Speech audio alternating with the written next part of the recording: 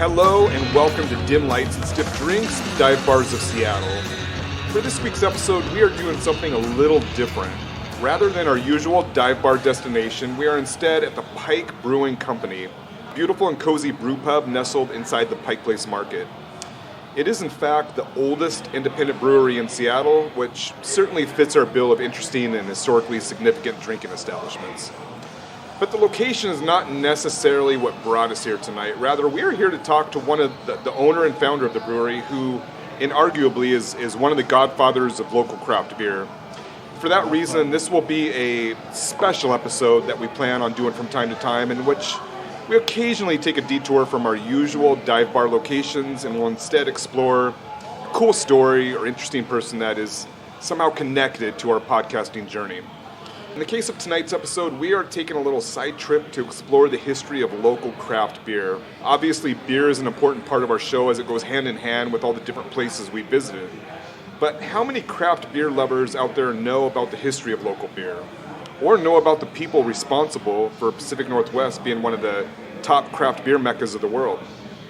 Well, tonight, we're going to talk to one of those people. And that person is Charles Finkel, who is sitting with us right now. Welcome to our podcast, Charles, and thank you so much for hosting us. Oh, my pleasure. So are you a local? You're Well, I've been raised? here since 1974. Oh, okay. So I regard myself as local. Yeah, where'd you grow up? I grew up in Oklahoma. That's what I was just the flyover countries. saying, that flyover country. Yeah. That's Well, what they normally call it. people address that by, oh, Oklahoma. Yeah, I've driven through there. Yeah, it's somewhere in there. Depends on their affluence, whether they've driven or flown. So, But Charles, I was just saying that I grew up during Prohibition, which wasn't repealed in Oklahoma until 1959. Whoa. So that gives me a perspective on marketing alcoholic beverages that's somewhat unique.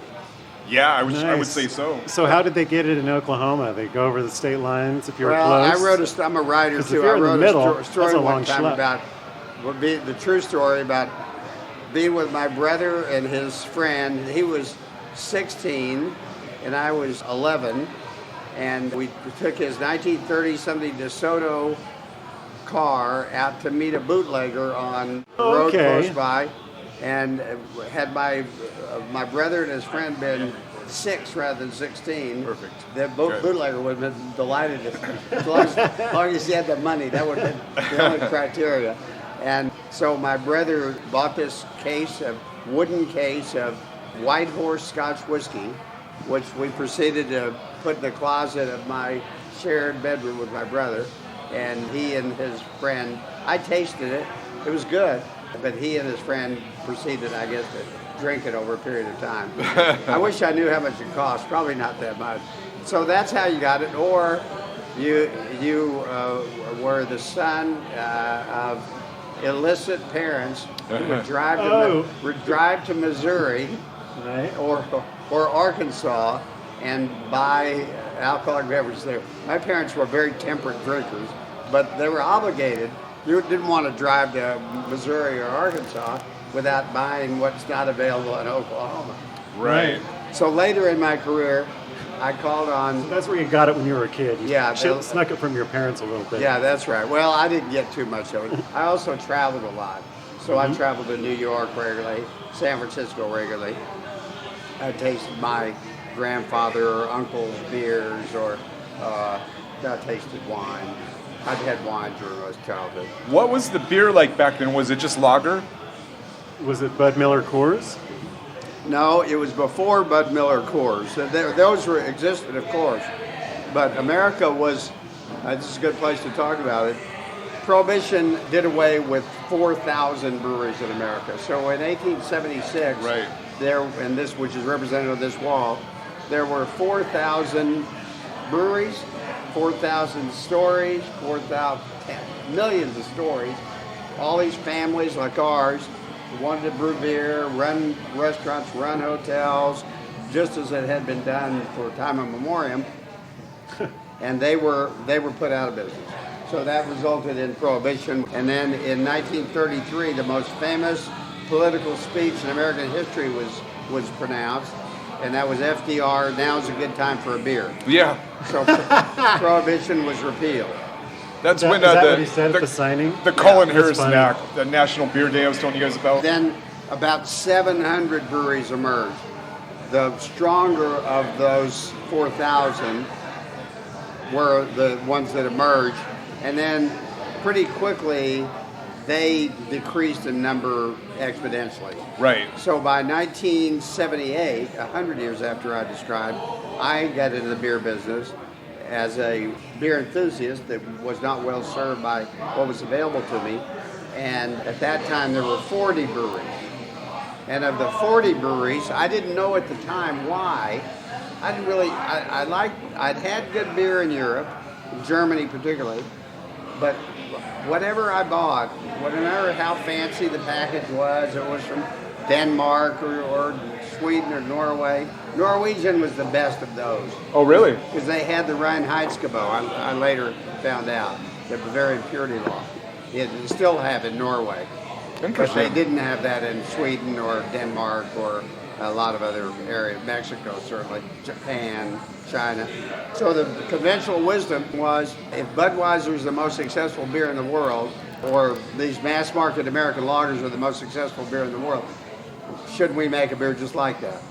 So just about all of them did. And yes, it was all just light, innocuous lager beer, whereas traditionally we had IPAs, we had Bock beers, Right. we had stouts, we had pale ales, we had everything. But by the time that I'm talking about, Yeah. the 1950s, when I was growing up, that you started to see whereas at one time, Isn't that because there were ABV laws on the books, like percentage There were alcohol? horrible- So It was there a lot- different state to A state. lot of stuff. you those, couldn't those do. laws derived from Prohibition. Yeah. Yeah. Yeah, and So so- what was the number here? Well, it was originally 3.2%, and then they inched it up to 4%. You're talking a number of breweries? No, percentage of alcohol. Yeah, Prevented them from 3.2. brewing all this 3.2 other originally, good stuff. Yeah.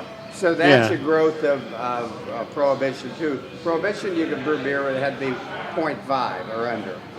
Okay. They call Right. that near beer. Yeah. And it didn't taste very good. You want me to be I closer? wouldn't I'm imagine. just trying to. It didn't taste very good, and it was never very, for that reason, it was never very popular. I think if it tasted Well- good, even if it was low in alcohol, I like low in alcohol, it tastes good, but it takes a certain amount of alcohol to make a beer taste good. Yeah, it's true. That's just the reality of it. That is Charles, real. are you hip to steam beer? Do you know anything Oh! about the manufacturing of steam beer? So in Yeah, we've been the going down cabin the rabbit episode, hole. Brad, tell us repeat the steam beer. What is Well, it? one of the places we visited was the cabin in Shoreline. You've probably been there before, you know, with all the weird slope bar. Have you ever been there before? What is it? It's called the Cabin. It's an old carriage house. It's in Shoreline. It's the oldest running business in Shoreline. No kidding. Yeah, and it was one of the first I've ones to never open heard of after in 1933 when they allowed beer to be served again. It's been running ever since. But my research showed that after this was lifted, they were making their own steam beer. And steam beer started out in like mining camps and stuff, and they were kind of improvising with what they had. And they were brewing in a really fast manner of time. They said overnight. I don't know if that's true or not. Well, it what seems I impossible understood to is make they were beer in 24 hours. using Is that possible? anaerobic yeast. You know, all things are possible with the Lord. Yeah. I learned that in Oklahoma. Good man, Charles. Yeah. They were using More than once. lager yeast, but the temperature of ale. So lager means cellar in German. So it is normally cellared at a cellar temperature, Okay. which is about 50 to 55 degrees. Okay. Whereas ale, like red wine, is brewed at about 70. Ours is 71 degrees. Okay. So if you use the anaerobic lager yeast and brew it at 70 degrees, then you get a beer. There are a couple of steam beers that are behind you. Oh, cool. And Nice. but in the case of the reality of it is, it's a little bit of a gimmick Yeah. because I have a Is it like fortified? well, They pour our some brewery wood is grain literally liquor a steam into some- brewery, right. Because we get our steam from Seattle Steam across the street. So Oh, no kidding. We're a steam brewery, so Anchor took Yep. In California, brewed a like lager Anchor Steam, beer, those guys? Anchor Steam, brewed a lager beer I'm talking about the modern incarnation of Anchor, which was purchased by Right. Fritz Maytag of the Washington Exactly. Company Yep. in the 1960s. It was the first craft brewery, if you will. It wasn't. It was just a regional brewery before he bought it. Right. But then he trademarked the word steam, Yeah. and it didn't have any real technical meaning. He gives you that story I just gave you, but from a technical point of view, It the didn't have only- anything to do with the previous steam beer that they were making. Well, all over America we made steam beer.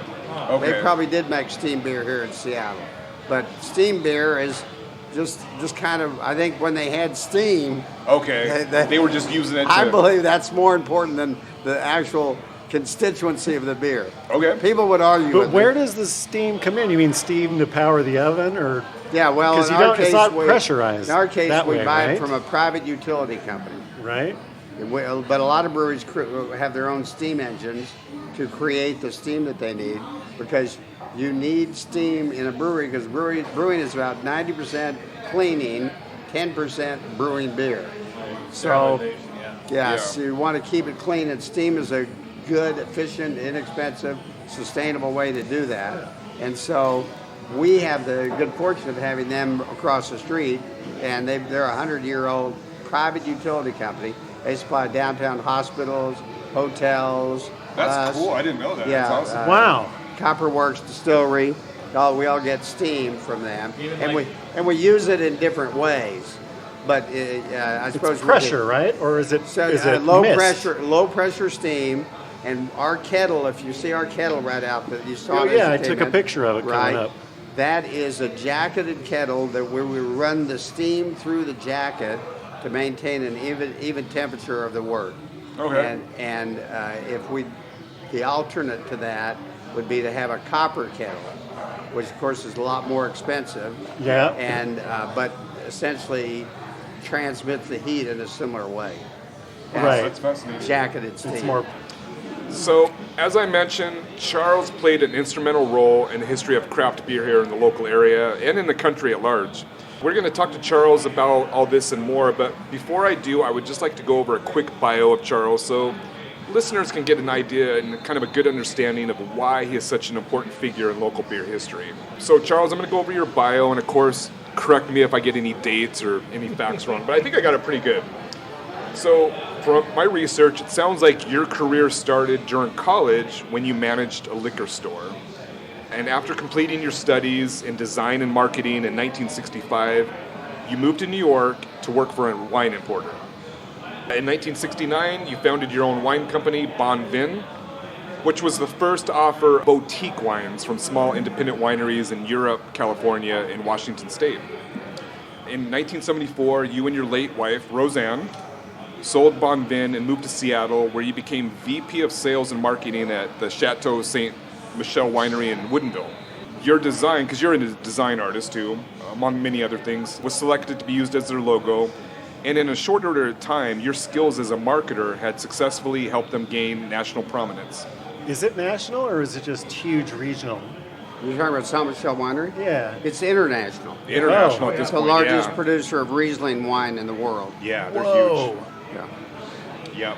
The little brewery that could in Woodinville is. Little winery. Winery, yeah. Beer, wine, whatever. Who's like, Yeah. yeah, it's fine. I'll pour it in my glass. It all has So alcohol. if I may correct you, Brad, Yeah, please do. when we moved here to go to work for that company, it was called American Wine Growers, and later to be changed to Chateau Saint Michelle. Okay. But the company, the brand itself was not Chateau Saint Michelle, it was just Saint Michelle, because there was no chateau. Oh, okay. We moved here to build the chateau, which was opened in '76. Interesting, okay. So, which came first? The idea of the chateau or the chateau itself? No, definitely the idea. Yeah? The idea was first. We had the idea and then we built it. Like, Saint Michel sounds good, but it needs a little more, a little something in front there. Well, I know. Saint Michel was the name of the wine, the first true vinifera wine in Washington State. It was given to that wine by the daughter of one of the owners of American Wine Growers, who had visited Mont Saint Michel in France, and just fell in love with that area and liked the name. So she introduced Saint Michel, what was formerly Mont Saint Michel, and then when we built the chateau, it became Chateau Ste. Michelle, and it's remained that ever since. Wow, that's awesome. Yeah, it's a success in Asia, Europe, the Right. United States, All over the world, even yeah. Washington State. And then Brad, what was after Chateau? So so it looks like in 1978, you quit your position at the winery and founded Merchant du Vin, a wine import store in Seattle. And I was going to ask you, so where was that located exactly? Well, we weren't a store. You weren't a store. We were an importer that sold nationally Okay. and then ultimately internationally, Okay. and currently sells in China and sells in a lot of different areas. So our Okay. offices were 214 University Street in one of the most handsome buildings in Seattle, a Tudor-style building that is where Right downtown? where the Chihuly chandelier is now hanging in Benaroya Hall. Okay. That was my office. Wow. No kidding. Wow. Second Union, I think of that as. A right? university, but university between second and third Okay. Okay. on Nice. on the north side of the street.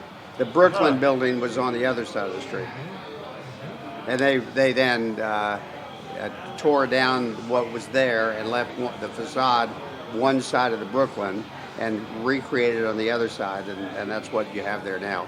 And then they built that beautiful WAMU tower behind it. Wow, that's awesome.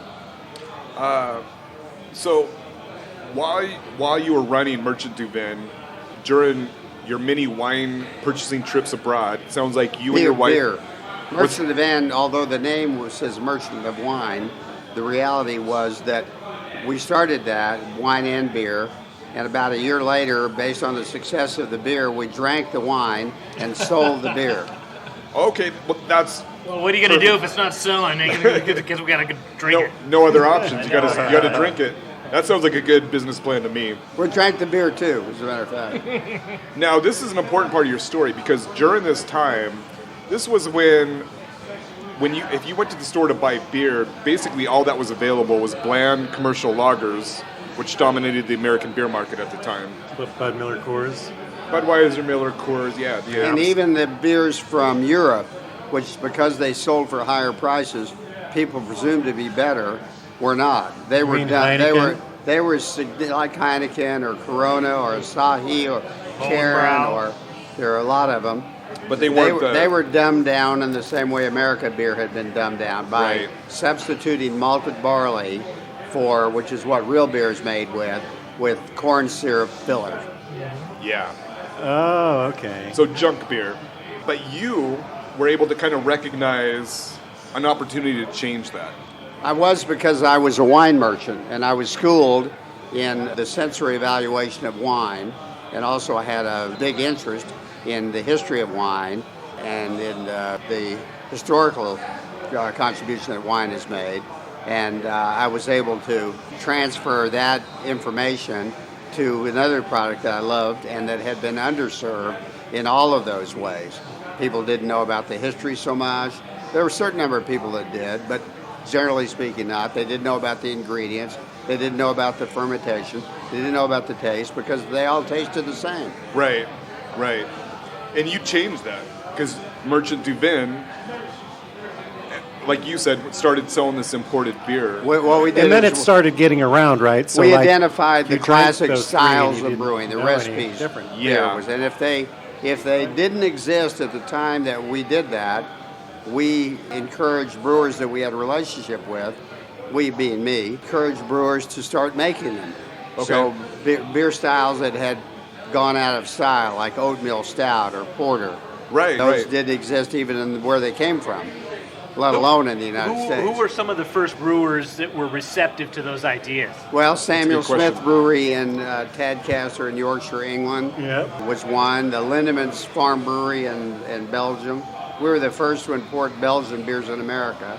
We were the first to import English beers other than the mass market dumbed down brands Like Guinness and, Watney, Watney's Red Barrel. My friend Michael Jackson later told me that in England they call that Rotney because it has so many preservatives and additives. And as a result of that, it no longer exists. But Eyinger Brewery in Bavaria. Beck's maybe, or Harp. Beck's is owned by Budweiser. Harp is owned by Guinness, which is huge, one of the biggest companies in the world, and neither of those are very good. Did you find any domestic brewers who were interested in the idea too? I did. I visited because I had done the same thing with wine. I was the first person to go to the Napa Valley starting in the late 60s to represent. The reason I did that is that I was in Northern California selling wine. I couldn't afford to fly home to my wife in Houston, so I spent the weekend. A friend had an apartment in Sausalito.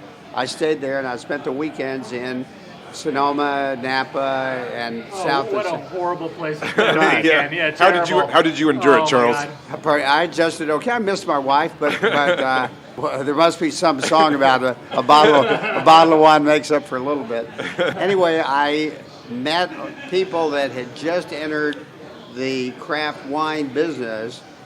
No new winery had been built in the Napa Valley or Sonoma County or Contra Costa County since before Prohibition. So is this like the dawn of micro the wineries? dawn of what I call boutique wines. Boutique wineries, Right. Yeah. So those were we would now call them craft wineries or artisan wineries. Right. They were family-owned companies, and they were people from all different professions became interested in wine. And really, Seattle was instrumental because Boeing jumbo jets took broad numbers of people to visit countries where the lifestyle was different, and the lifestyle included having a nice glass of wine with dinner. That was not the habit in America, and we were taught not to do that by Prohibition. Right. But when Boeing, and also students, it was de rigueur, not when I was in college, although I did. I was an outlier, but not too many years later, for every college student to get on one of those jumbo jets and go explore Europe and more recently Asia. So when they did that, they realized, hey, that's a really nice thing to do, to have a glass of wine with your meal. It tastes good, it enhances the meal. So about that time, this latent industry in California that was asleep since 1919 when Prohibition was enacted So when in did California. they start cranking it up? They woke up like 60s? Pardon me? When did it start to? 69. The first new Why do I winery. think of that as being like a wine area for hundreds of years? Just Yeah, 'cause the- there's you- some Take it people for tell granted, but it wasn't always that way. It wasn't that way. It's like Leavenworth. I had It's not visited in the Old Napa City. Valley, talking about wine, during that time as well. In college, I went out to visit Napa Valley and Livermore area, and there were a few wineries there. There was Louis Martini, Charles Krug, Behringer, Wente Brothers. There were a handful of family companies that continued to make wine after Prohibition, but the industry was asleep. No one really. You didn't go to someone's home and you weren't offered a glass of wine.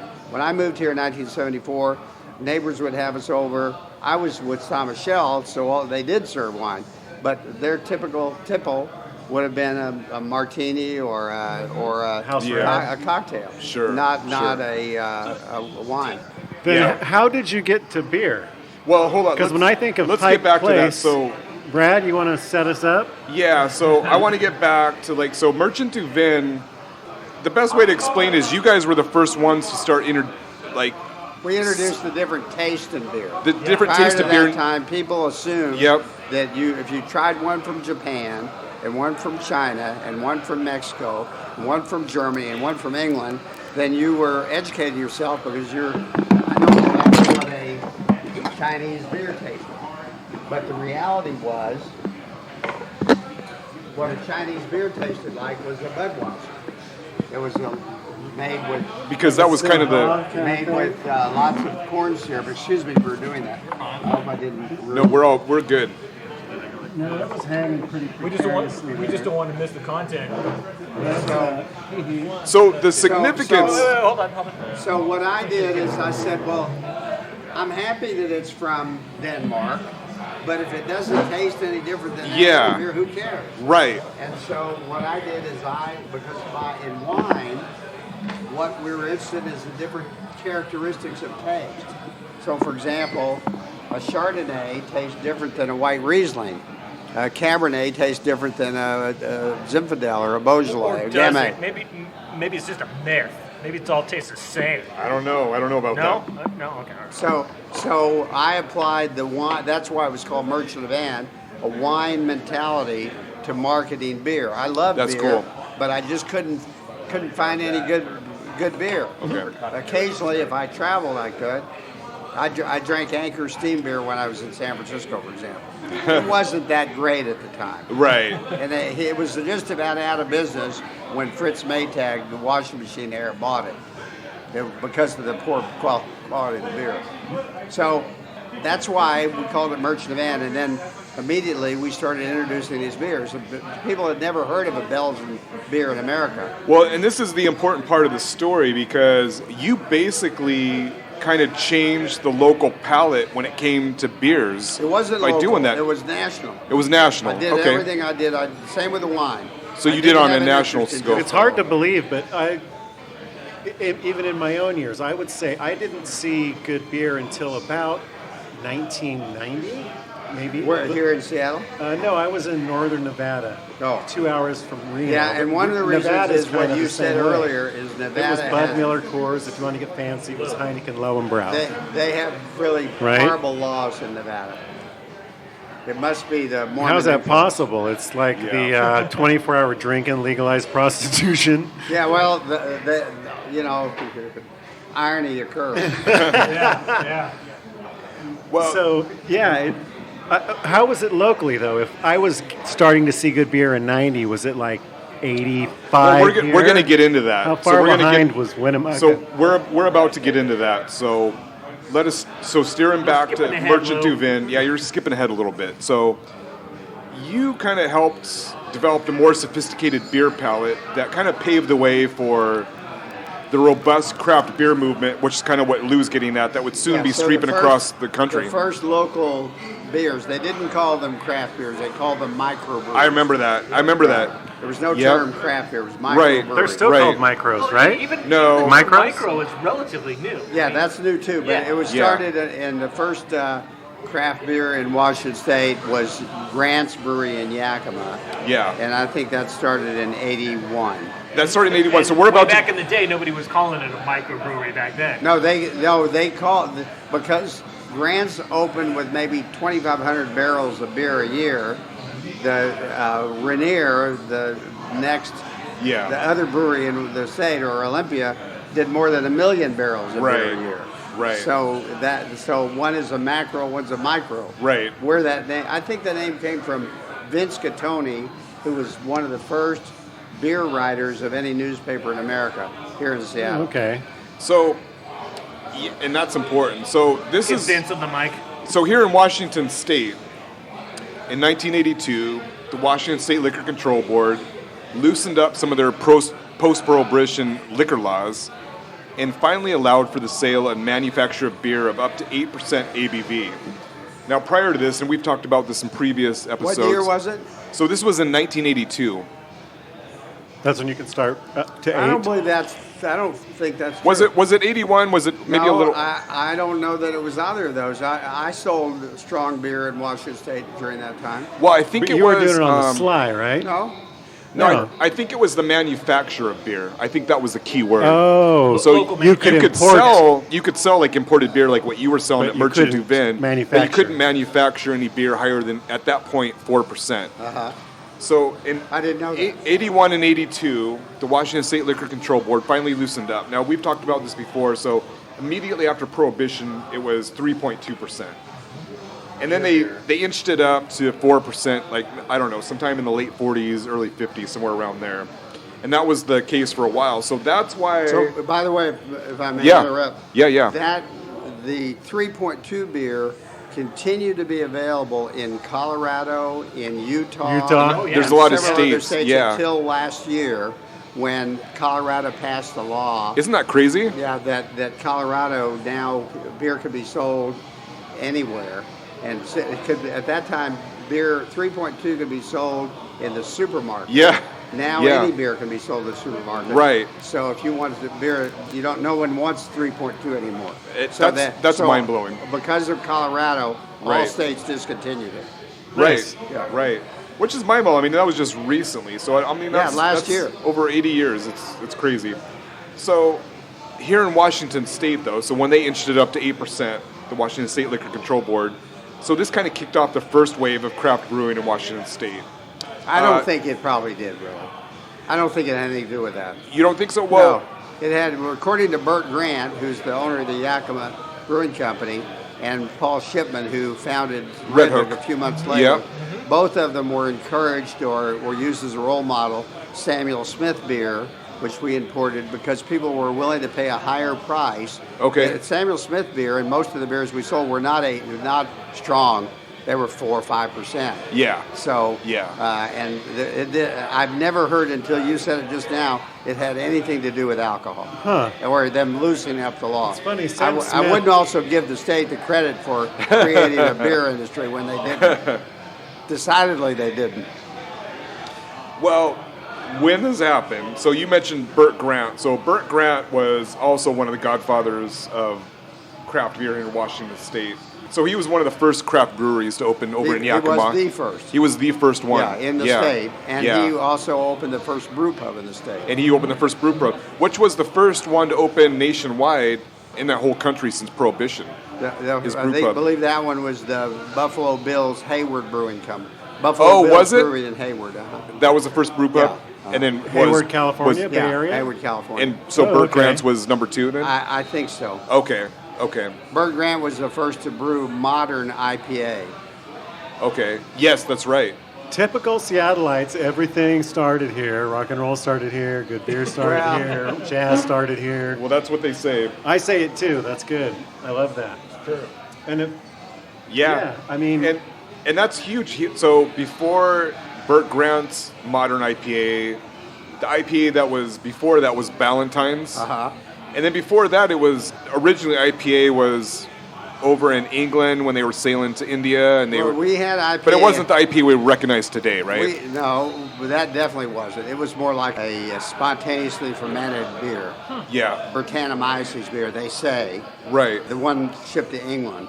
Not by design even necessarily. It was just that it was very, Right. very difficult. They would ship the beer in cask and then disassemble the cask in India, ship them back as ballast on the ships, and then reassemble the barrels and ship them again. And during that time, they would get these infection.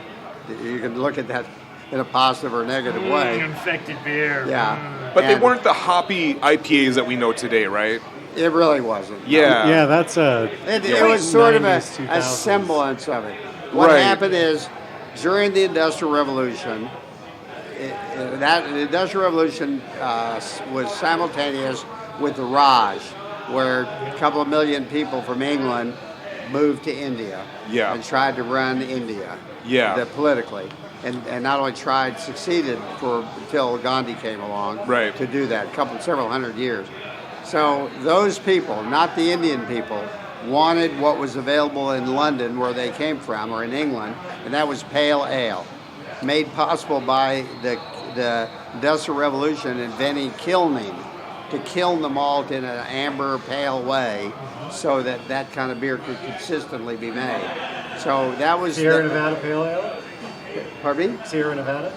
That's an example of that style. Yeah. Right. So it's an That's amber-colored the one beer. you saw in northern Nevada. Yeah. When these people got to India, they wanted what was available to their brethren at home, but pale ale is not highly hopped enough. So hops are a natural preservative. They hopped the hell out of it, and they shipped it to India. And it was first known as India Ale, or then India Pale Ale.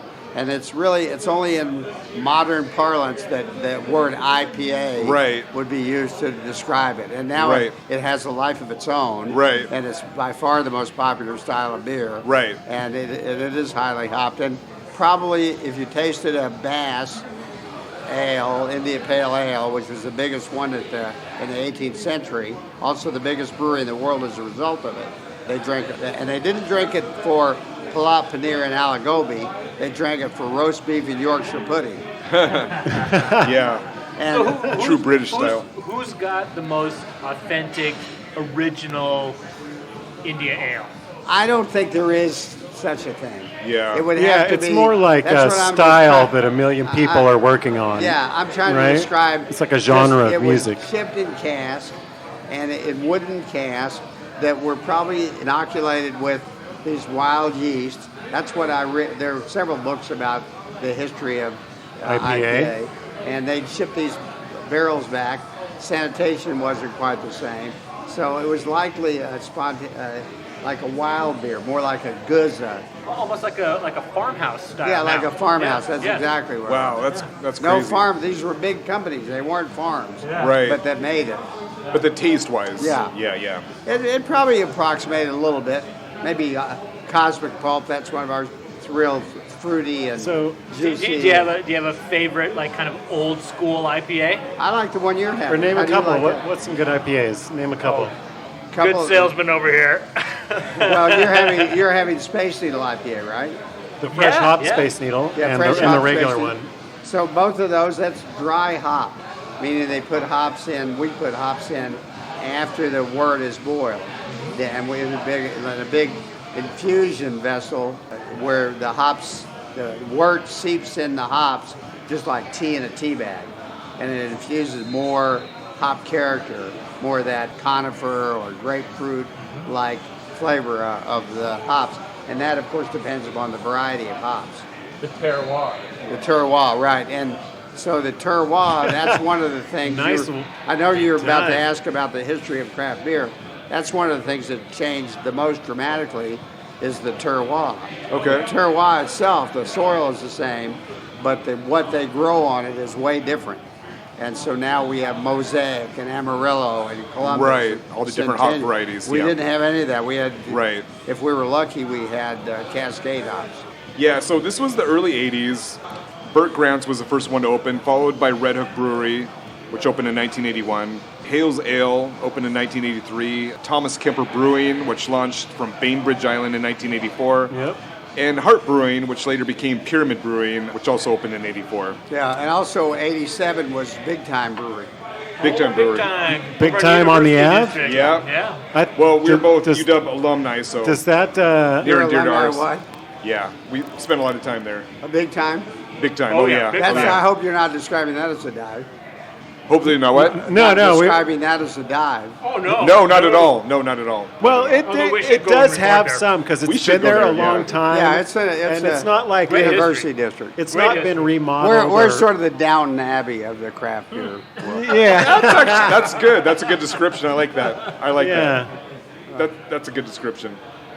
So in Shuffleboard. 1989, you and your wife decided to throw your hat in the craft beer ring, and you opened the Pike Place Brewery, as it was then known. At some point, you sold the brewery, but later decided to return and repurchase it back, where it now operates here in its current location as the Pike Brewing Company. Right. Well, we actually, it wasn't necessarily in that order.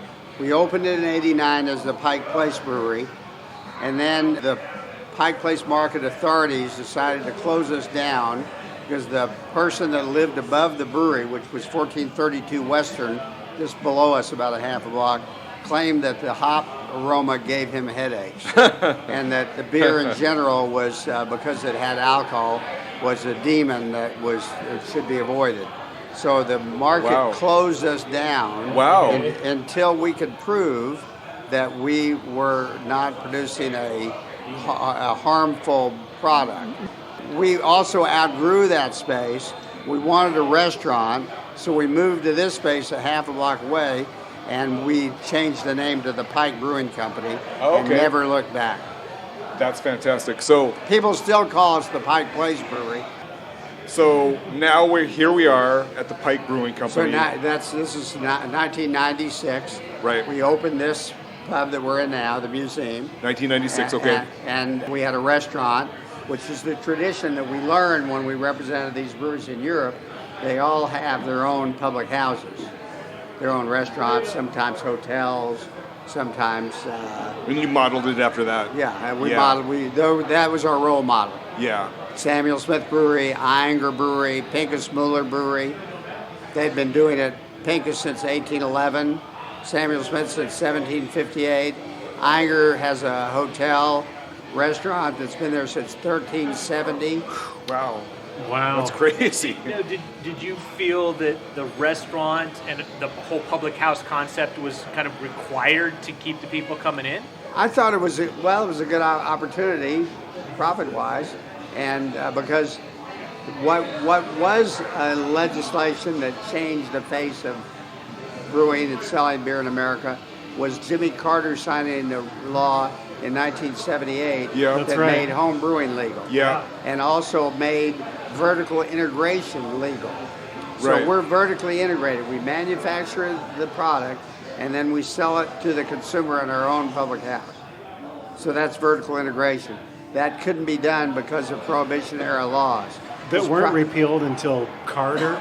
Yeah, the 80s. 78. 78, yeah. Wow. When home brewing was finally made legal. Yeah. There were people doing it, but it was very underground and, it was kind of on the deal. Home brewing was not underground here. Yeah, Everyone right, did it. right. We actually bought Very a home active, brew yeah. supply company that was operating illegally. It was founded in 1921, Right. Liberty Malt Supply, and it's operating illegally, I guess, not as a business, but we were encouraging people to Yeah. brew beer. But if you see over there during Prohibition, they say you could go to any Bartels in Seattle and buy buy malts. everything Yeah, that's you right. need to buy to make beer. Make beer, yeah. That's in your first book, Brad. That's in my first book. I talk about that, yeah. Yeah. So since then, you have received numerous awards over the years for your contributions. And in 2006, Draft Magazine listed you as one of the top 10 beer innovators that shaped the American craft beer renaissance. A lot of people have sang your praise over the years, understandably, and I would like to read a few of those quotes. The famed beer writer Michael Jackson said this about you: "It is no exaggeration to say that every beer lover in America has benefited from his journey, your journey." Paul Shipman, co-founder of Red Hook: "Finkel was so far ahead of the curve in the alcoholic beverage business that even pioneers like me were astonished."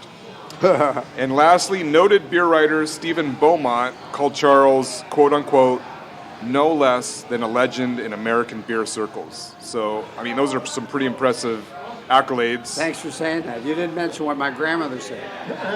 Which one? Just kidding. You're such a pain in the ass. That's exactly what you said. So, Give me a beer. so hopefully this sums up Charles' his whole story and why he's such a legend in the business. So with that, we'll wrap this thing up. So you guys, when do you guys want to start first with your questions after going through I the have a story? question. So we're in this place is large. It's beautiful. It's curated, every inch of it. Thank you. And we're in a popular tourist area, so this is a family restaurant essentially, but it's still a bar. So you got to kick people out once in a while, right? Not When was so the much. when was the You mean- last you mean time? for Disorderly. behavior that's not. Yeah. When was the not last time you had nice. to kick someone out of here? Yeah, occasionally, yes, but I think probably not much more than any other place would. One thing is we're like a fortress. We're subterranean. And we know who comes and goes. So unlike last night, I was upstairs with my neighbor who owns a Mexican import store. Oh yeah. And right upstairs. That place is And he amazing. was saying some guy came in and stole something expensive, walked in, took it, and ran. We don't have that happen very often for what reason I just told you. But in general, we are a public house, which is where the word pub came from. It's a place that extends hospitality, just like we would if you were in our home, except in my home I wouldn't charge you. But it's sustainable because we do charge. And so we have mostly a lot of nice people. We have people of every ethnicity, every sexual persuasion, every age, from babies to octogenarians. And it's a nice place. I It is a love nice coming place. So the here. vibe Yeah. of it just sort of The vibe of it- distracts those people who might We just come don't- here to we- get hammered and We don't Make a legally fuss. we can't encourage anyone to overconsume. Yeah. And morally we don't encourage anyone to overconsume. What about- and we set the example ourselves because we're pretty temperate. Well, and brew pubs in general are pretty much more mellow places than like the dive bars, some of the dive bars we've been in. Right. You know, people aren't coming here to see how get hammered hammered. they can get. They want to like have a couple beers, enjoy the ambiance of the place. We like the taste of the beer. taste of the We beers, like yeah. Pretty kick-ass food here too. Yeah, our yeah. food. Huge Our food component. is really Yeah. good, and that's yeah, why I was we just wanted. here with my family a couple of months ago for lunch. Yeah, thank Yeah. you. So we wanted to have a place just like it is with Europe. If you want a good, wholesome place to eat, Yeah. not too expensive, not too fancy, casual. So this is a good place to do it. Yeah, yeah. What about you, Mr. Rue? Do you have a question? I do. Do you think Seattle developed into a beer town because of the history that you helped usher in, that we just talked about? Or has Seattle always been a beer town and we just needed A little kick in the ass. innovation to break us out of our shell? That's a Beer good town question. is a relative term. We always had consumed a lot of beer, and one reason is that we had a decidedly male population through No chicks up here? a lot of our history. But you know about Seven Brides for Seven Brothers, Sounds where like my freshman The college Alaskan years. Gold Rush. they advertised Oh, in Gold Boston Rush, to bring, yeah. Gold Rush, to bring yeah. people up Yeah. here, Yeah. but Dudes bring everywhere, women yeah. here. But we've always been home brewers here because we're isolated. We're a long way from where hops were popular. New York was a hop capital before the 1870s, and that's about the time Ezra Meeker started growing them here in Puget Sound. And Charles Carpenter over in Yakima. Yeah. Pardon me? Yep. And Charles Carpenter over in Yakima. Yeah, but way Yep. later. Yeah, he was Way after earlier, Meeker. they grew Ezra them Meeker, in yeah. Puget Sound. Yeah. So, But it rains too much here. There's not enough sun. well, it does, and that's why they moved them to Yakima, because they got powdery mildew. Yeah. But it still is a good place to grow hops. I grow hops. We grow hops here Yeah. in our Post Alley Park. So, in answer to your question, yeah, I hope we made a contribution, because before we were here, most of those beers you'd find in dive bars were Bud Miller Rainier, Coors. Olympia, Rainier. Pabst. all that kind of Pabst, all the big brands, Lucky Lager, all of which were, that was Vancouver, Heidelberg over here from Tacoma, Tacoma, yeah. and all of those. That's what you'd find if you went to Ballard to a dive bar about 1978. That's what you'd find. Right. And then people started saying, I remember I was interviewed at FX McCrory's by a TV news person, and he tasted these beers kind of as a joke. He said, "Oh, I tasted one of my beers was Pinkus wheat beer, Weizen beer." Right. And he tasted this beer. He said, "Oh, that's pretty good, but I just can't imagine any lager, not lager like a beer, but lager the pure Lager person, yeah, kid yeah. that fells Lumberjack. a tree, lumberjack, would ever ask for a Weizen." Well, not too long after that, they started doing it. Yeah. So I believe people inherently have pretty good taste. And if they're given the opportunity to drink a good beer or an ordinary beer, they'll take the good beer. And even though there's a premium price that they have to pay. That's and that's true. what's significant. A lot of those dive bars still have Pabst Blue Ribbon. Sure. Or they now have it's Rainier. totally Sure. flipped. Like now Yeah. you'll see 5 good beers and like Bud and maybe Yeah, Pabst Blue exactly. Ribbon. Rainier's. Yeah, and there's I'm like a proud of token. that. Yeah. So am I responsible for that? No. Did I have something to do with it? You had a hand in Definitely, it. I You had definitely a had hand. a hand in it. Yeah. You had a big hand in it. Nice to meet all of you. Thank you, Charles. Charles.